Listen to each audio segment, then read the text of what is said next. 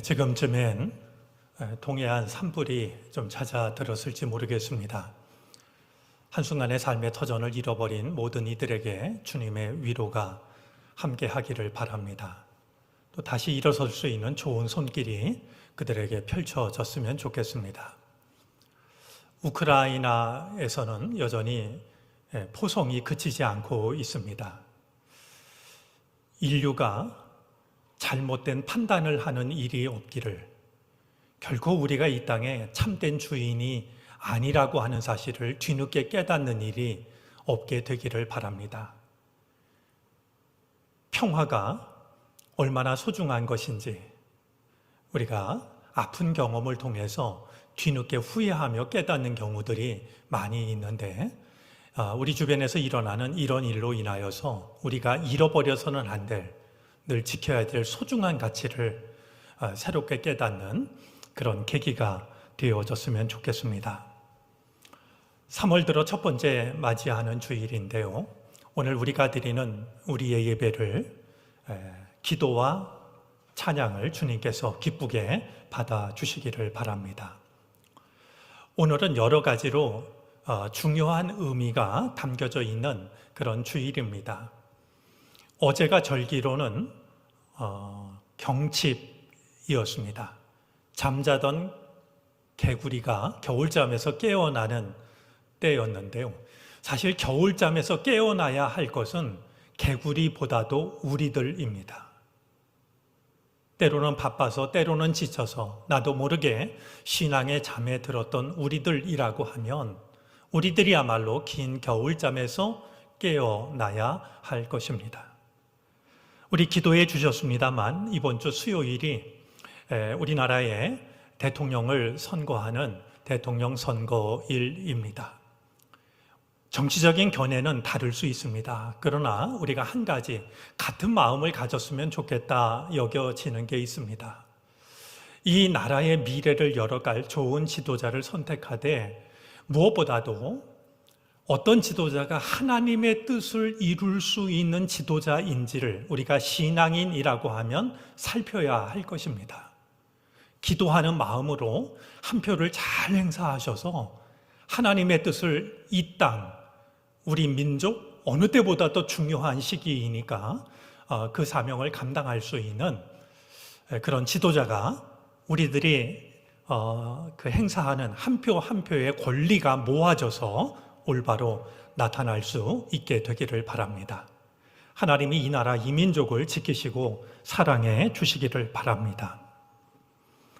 교회력으로는 오늘이 사순절 첫 번째 주일입니다. 세상을 살다 보면 어느새 주님을 믿는다고 하지만 또 주님을 따라간다고 하지만 나와 주님과의 거리가 아득하게 멀어질 때가 있습니다. 여러분, 우리가 믿음으로 생각해 보면 나와 주님과의 거리는 얼마나 되는 것일까요? 만약 멀어져 있다면 우리는 내게 주신 십자가를 지고 그 거리를 좁혀야 됩니다. 믿음으로 그 거리를 지워야 됩니다. 사순절은 그런 시간입니다. 그동안 주님과 나 사이에 벌어진 이 거리를 내게 주신 십자가를 지고 좁힐 수 있는, 그래서 부활의 아침에는 주님 곁에 설 수 있는 그런 복된 시간들이 되어질 수 있게 되기를 바랍니다. 그런 마음으로 우리가 사순절의 시간을 의미 있게 걸어갈 수 있었으면 좋겠습니다. 오늘 3부 예배 시간에는 몇 가지 특별한 순서가 있습니다. 한 아기가 유아 세례를 받습니다. 제가 부임하고서 해외에 살고 있는 우리 그 교우 가정의 가족이 한국을 방문할 때 고국에서 유아 세례를 받기를 원하는 이들이 있으면 그들이 방문한 기간에 세례를 드리고 있습니다. 오늘 최승연 어린이가 유아 세례를 받게 되는데요. 함께 기억하시고 함께 기도해 주시기를 바랍니다. 누군가가 유아 세례를 받는다라고 하는 것은 우리의 믿음의 대가 이어지고 있다라는 그런 뜻이 됩니다. 이 소중한 일들이 계속해서 이어져 갈 수 있도록 우리가 3부 예배 함께 드리지 않는다 할지라도 같은 마음으로 기도해 주시기를 바랍니다. 또한 오늘 김두명 장로님의 은퇴 감사 예배가 있습니다. 2006년에 장로로 부르심을 받아서 16년간 정릉교회를 섬겨 오셨습니다. 어찌 그 세월이 쉽기만 했겠습니까? 우리 장로님께서 남모르게 흘린 땀과 눈물, 헌신이 이제 아름다운 믿음의 열매로 나타날 수 있게 되기를 바랍니다. 대개는 은퇴 찬화 예배 이렇게 찬화라는 말을 쓰는데 장로님께서 찬화라는 말 대신에 그냥 감사라는 말로 했으면 좋겠다라고 말씀하셨습니다. 저는 그런 단어 하나의 선택에 있어서도 그분의 겸손함을 느끼게 됩니다. 대개는 외부에 있는 이런저런 기관장을 초대해서 하기도 하지만 장로님은 우리 교우들과 이 시간을 나누기를 원하셨습니다. 그 또한 참 소중한 마음이라고 여겨집니다.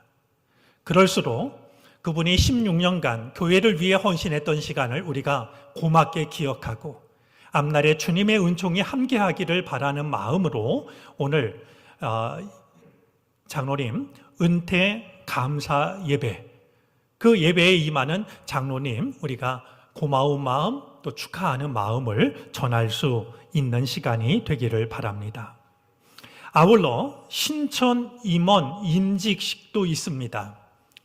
당연히 연초에 가져야 할 시간이었지만 코로나로 인해서 이렇게 늦어졌습니다.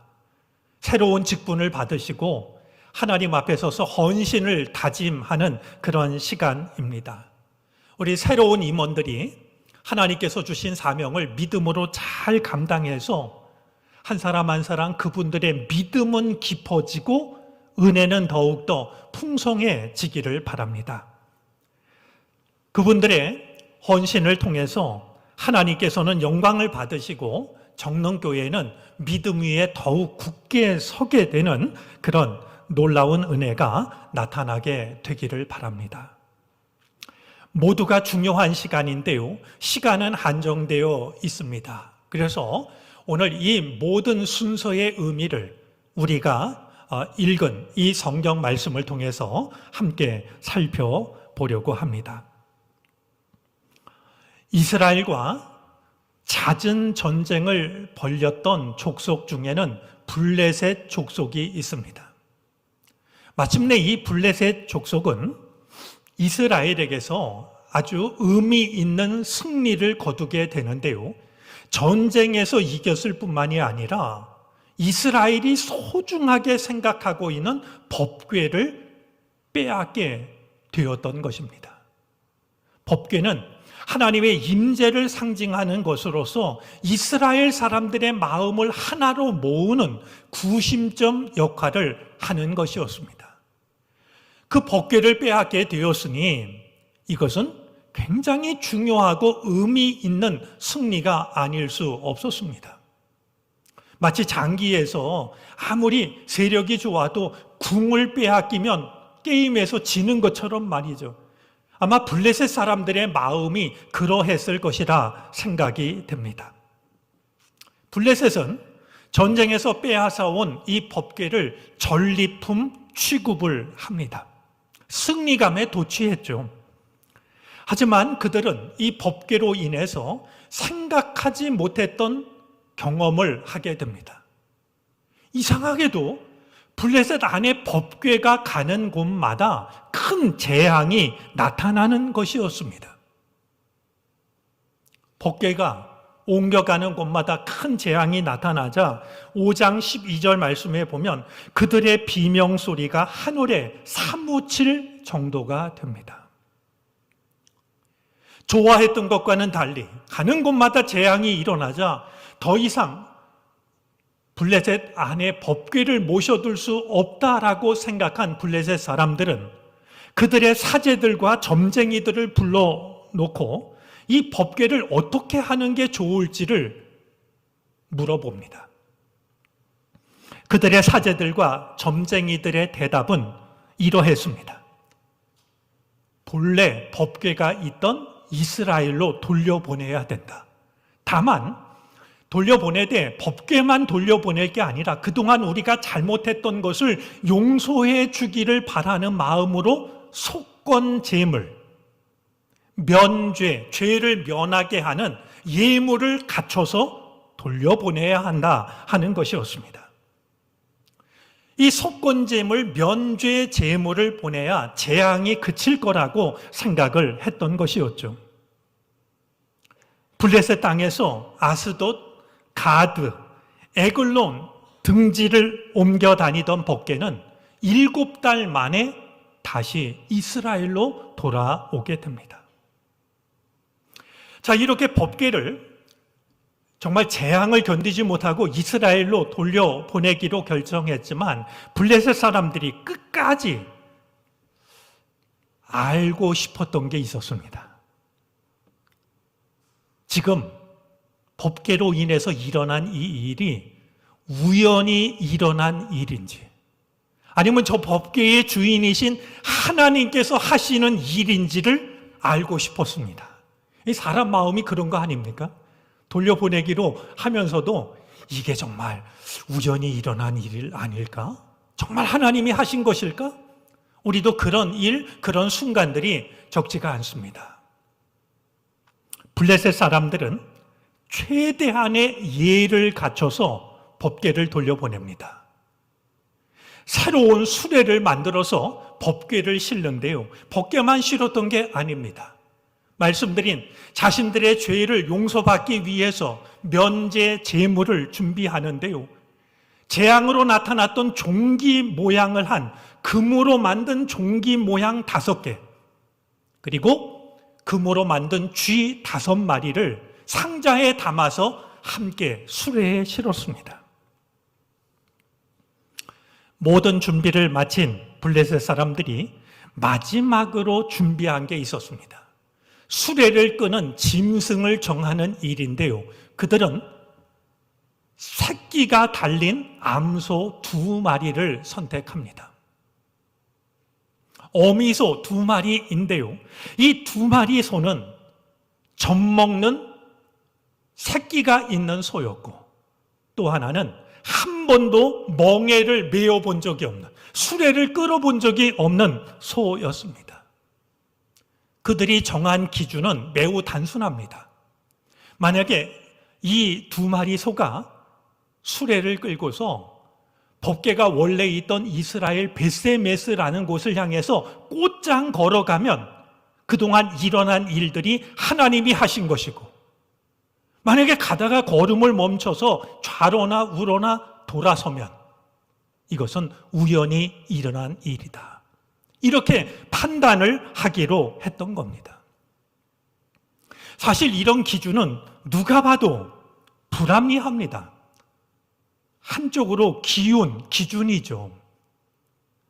한 번도 멍에를 메어 본 적이 없는 소가 수레를 제대로 끄는 일이 가능하겠습니까? 또한 젖먹이는 새끼들을 떼어내면 이 새끼들이 엄마를 찾을 텐데, 새끼를 두고 수레를 메고 가는 이 2마리 소가 그 길을 계속해서 곧장 간다는 일이 어찌 가당한 일이겠습니까?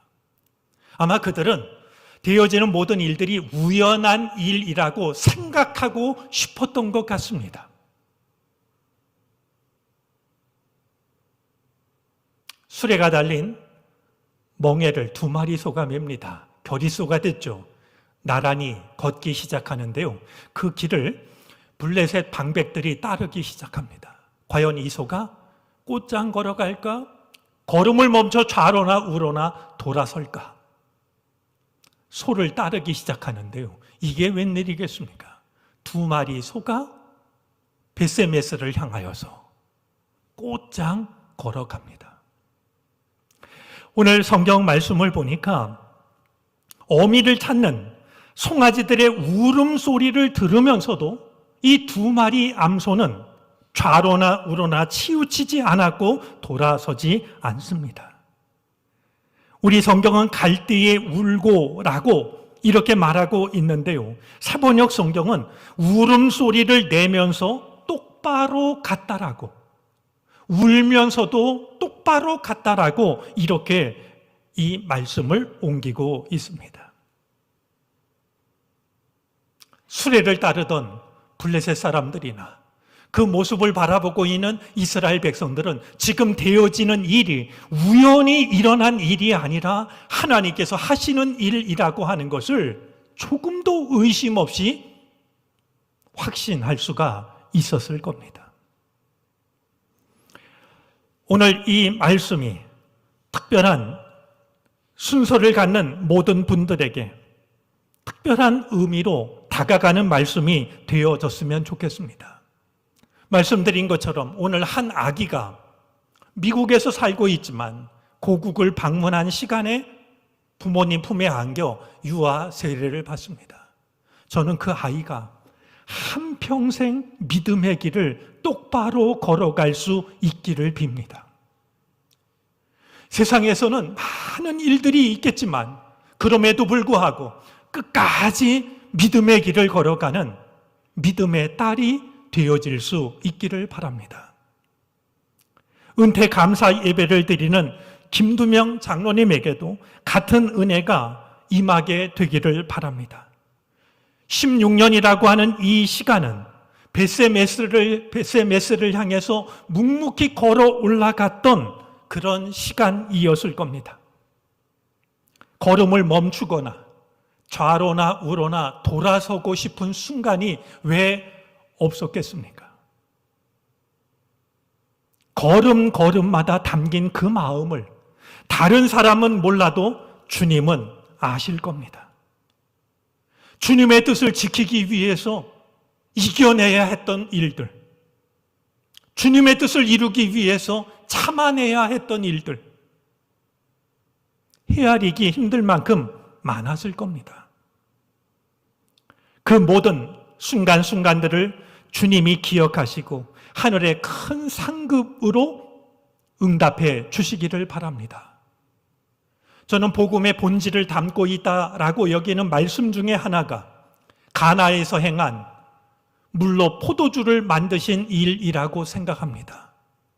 우리 삶의 자리를 찾아오신 주님께서는 떨어진 포도주를 물로 더 좋은 포도주로 만들어 주셨습니다.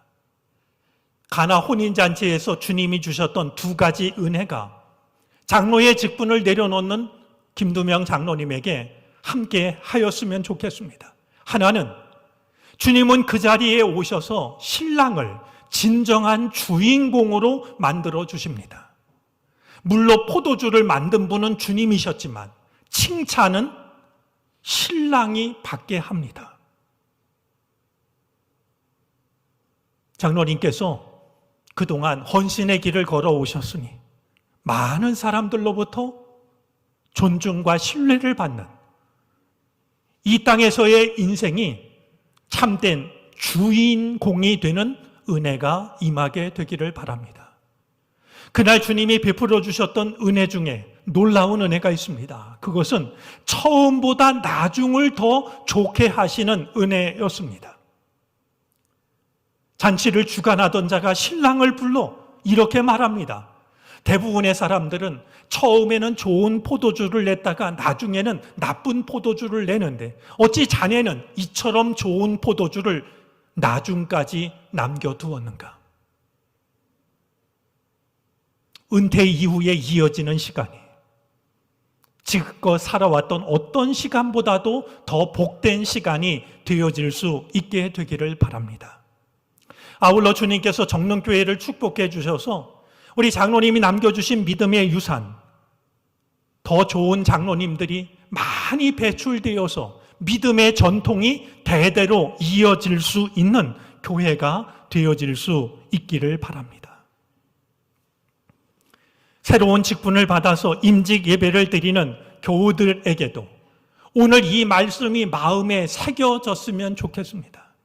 여러분이 새로 받은 직분은 처음으로 멍에를 메어보는 두 마리 암소와 다르지 않을 겁니다.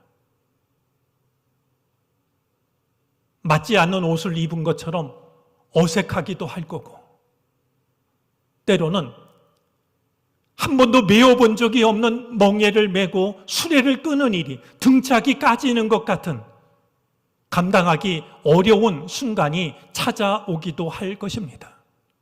그러나 두 마리의 소는 처음 메어보는 멍에지만 그럼에도 불구하고 그 멍에를 메고 끝까지 걸어갔습니다. 여러분에게 주어진 사명도 처음 받아들이는 것이지만 그 사명을 믿음으로 받고 끝까지 믿음으로 걸어갈 수 있는 새로운 임원이 될 수 있기를 바랍니다.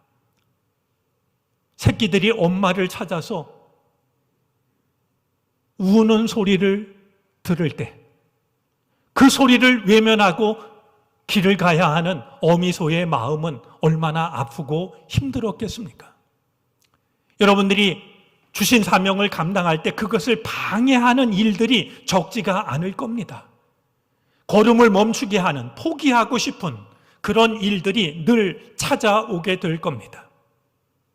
그럴 때면 오늘 벳세메스로 올라가는 두 마리 소를 떠올릴 수 있기를 바랍니다. 울면서도 끝까지 걸어갔던,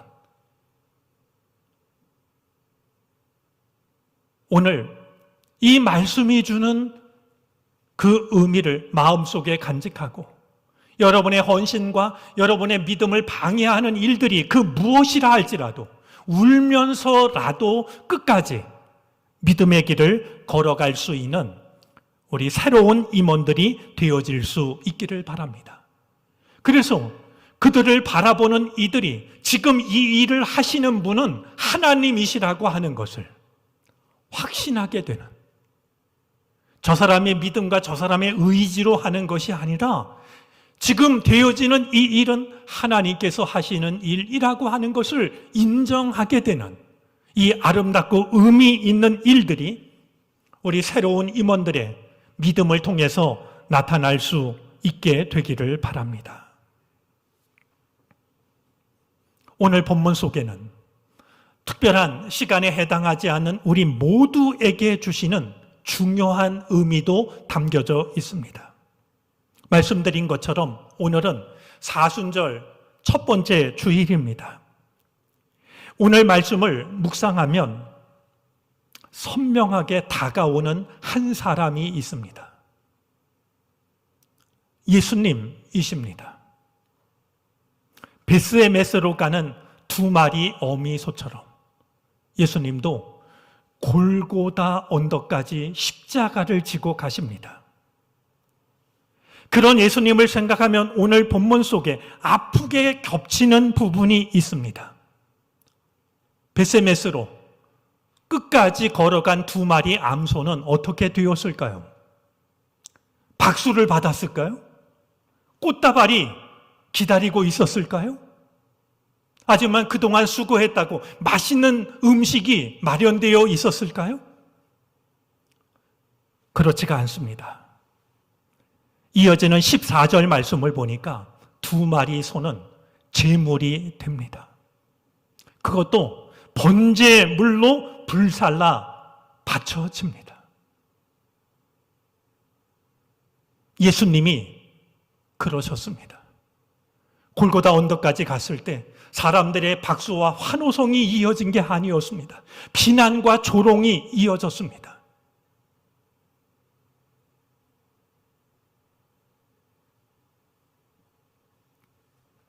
꽃다발이 기다리고 있었던 것도 아닙니다. 오히려 예수님은 십자가 꼭대기에 매달려서 발가 벗겨지십니다. 그렇게 끝까지 울면서도 그 길을 걸어간, 눈물을 흘리면서 걸어간 그 길 끝에서 예수님도 번제물이 되십니다. 모든 것을 남김없이 태우셨습니다. 자격 없는 우리가 하나님께 나아갈 길을 주님은 그렇게 열어주셨습니다. 여러 가지 의미가 겹친 이번 주일, 우리가 마음에 새기고 싶은 한마디는 울면서도 똑바로라는 말입니다. 오늘 은퇴하시는 분이나 새로운 임원이 되시는 분들이나 함께 예배를 드리는 우리 모두가 믿음의 길을 걸어가는 데는 그것을 방해하는 많은 일들이 있다 할지라도 베세메스로 가는 두 마리 소가 그러했듯이 십자가를 지시기 위해 골고다로 향하신 주님이 그러하셨듯이 울면서도 똑바로 우리에게 주어진 길을 믿음으로 걸을 수 있기를 바랍니다. 오늘은 그 신앙의 의미를 마음에 새기는 주일입니다. 주님께서 큰 은혜로 울면서도 똑바로 그 말을 마음에 새기는 우리 모두를 붙잡아 주시기를 바랍니다. 기도하겠습니다.